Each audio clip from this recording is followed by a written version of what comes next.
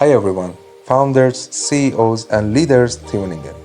Welcome to Book Review, the channel where we dive deep into the world's most impactful books, especially the ones that challenge your thinking and sharpen your leadership game. We don't just summarize books, we unpack the raw lessons, the overlooked gems, and the mindset shift that can actually change how you work and lead. Today we're tackling one of the toughest questions in business. Why do even the smartest leaders fail? The answer lies in Ben Horowitz's brutally honest book, The Hard Thing About Hard Things, Building a Business When There Are No Easy Answers, published in 2040 by Harper Business, a survival guide for leaders navigating impossible choice. For those who haven't read it, this isn't your typical Silicon Valley success story. Horowitz, co-founder of Andreessen Horowitz, pulls no pushes. He shares how he saved his company Upstart from near bankruptcy, made agonizing layoffs, and faced moments where no textbook and answers. What makes this book unique? It's anti-advice advice. No sugarcoating, just raw listen like there's no recipe for firing your friend. Sometimes you cry in the parking lot. Optimism is a skill, not a feeling. I am Shaheen, and with my friend Hossein in this episode, we'll unpack 3 counterintuitive lessons from the book that most summarize miss. Whether you're a first-time founder or a seasoned exec, this is the stuff they don't teach you in MBA school. So let's dive in.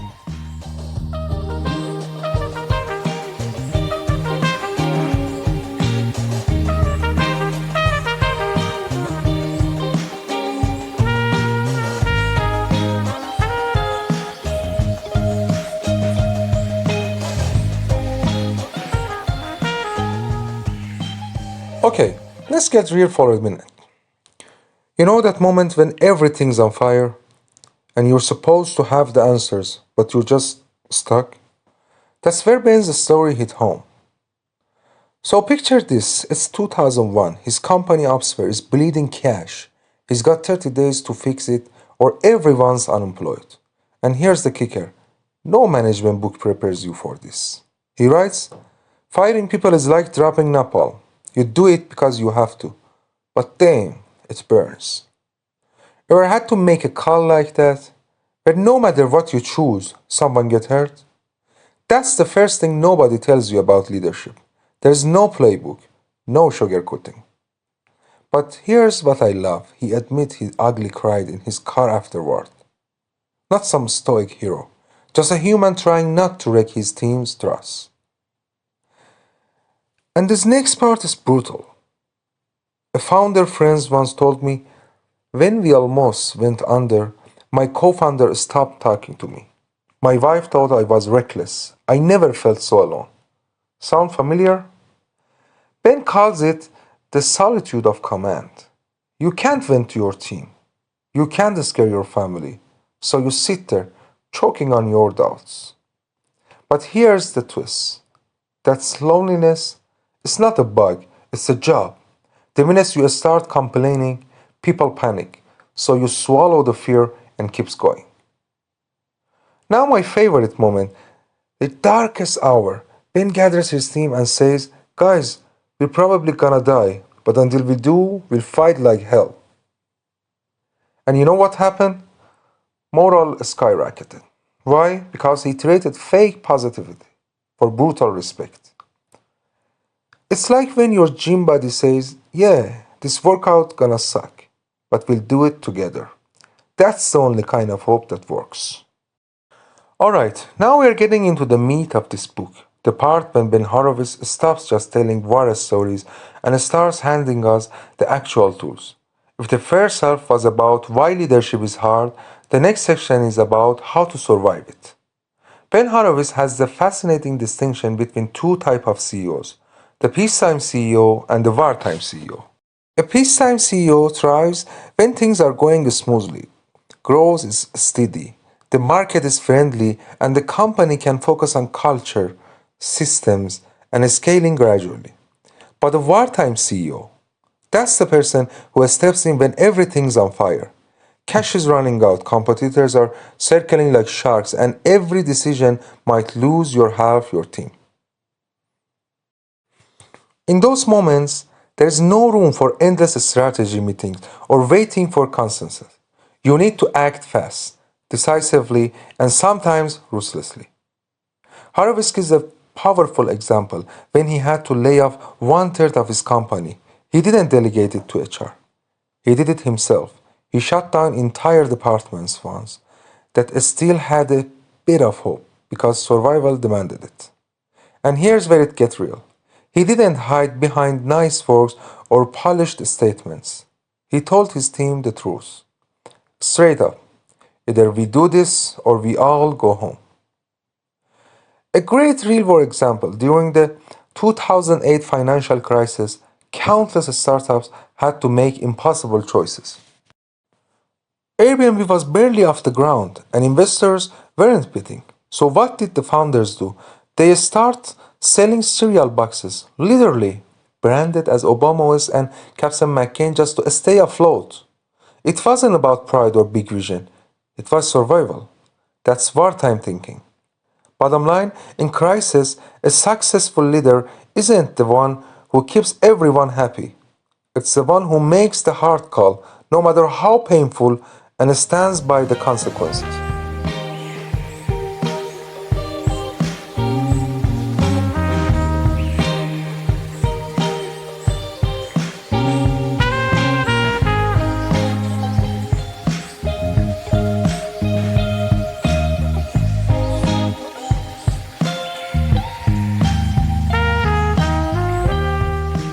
Ben Horowitz dives into one of the toughest challenges any leader faces, making decisions when nothing is certain. In normal times, companies love processes, planning, checklists, five-step models. But when chaos hits and you're in the crisis mode, those processes fall apart because they're built on one big assumption that the world is predictable.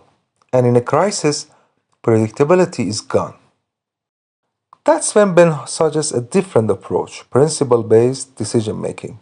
Instead of asking what the usual best practice, you ask, will this decision help us survive the next 6 months? Does it align with our core customer needs? Here's a real example. Upsware's original product failed. Most leaders would turn to A-B tests, user research, maybe tweak the feature set, but Ben, he pivoted the entire company to a new market. Not because he knew it would work, but because his principle was clear. Survive first, optimize later. That's the difference between a leader stuck in the chaos and one who cuts through it.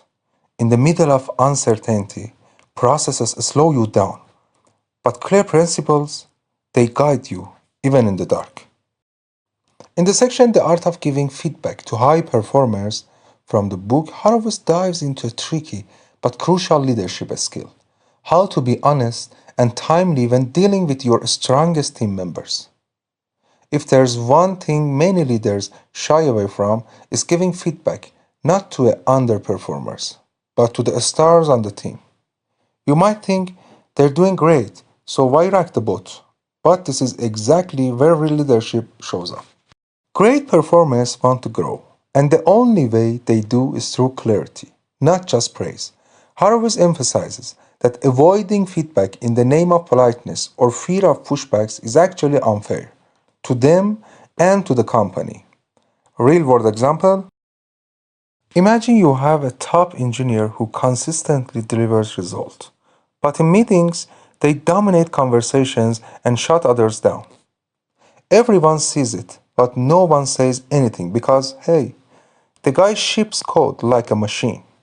A stronger leader steps in, not to criticize, but to coach. Something like, you're a core part of why we are winning, but I've noticed your voice tend to overpower the room.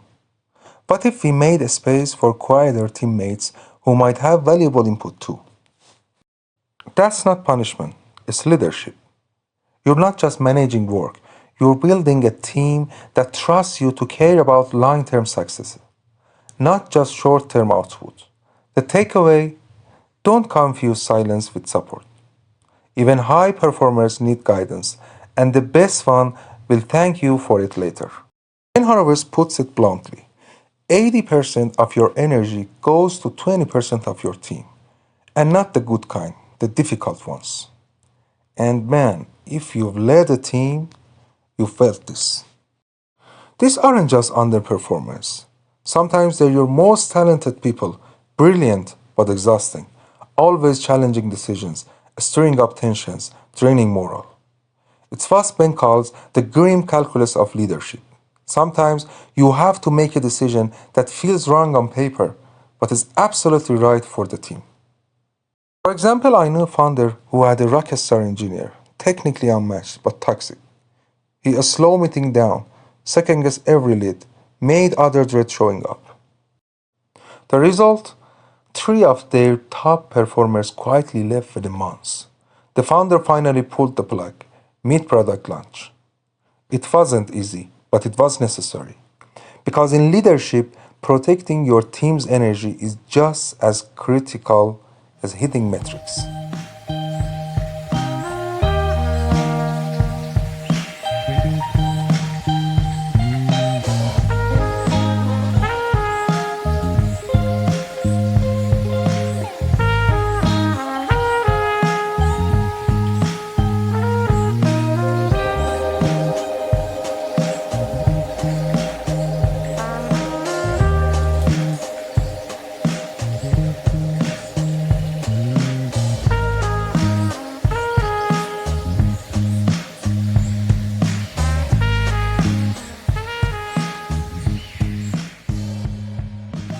Alright, let's bring it home. If I had to summarize the hard thing about hard things in one brutal truth, is this. Real leadership means making impossible decisions with no playbook and bearing the loneliness that comes with it. Whether you're a startup founder or a team lead, this book teaches you to embrace failure as part of the process, focus your energy on the right battles, and most crucially, how to keep hope alive when everything is falling apart. Why you should read it. If this episode resonated with you, grab a copy of The Hard Thing About Hard Things because it's packed with raw, real-world stories, not fluffy management theories. Ben Horowitz doesn't sugarcoat his failures, and it works like a psychological first aid kit for business crisis. And finally, if you found this summary helpful and feel like the lesson from this book could be applied to your life or work, make sure to follow the Book Review channel. And don't forget to like the video and subscribe so you can stay updated on more reviews of fascinating and insightful books. Your feedback means a lot to us, so be sure to leave a comment letting us know what books you'd like us to cover next. Until the next video, stay successful and always remember that the greatest lessons comes from the toughest paths.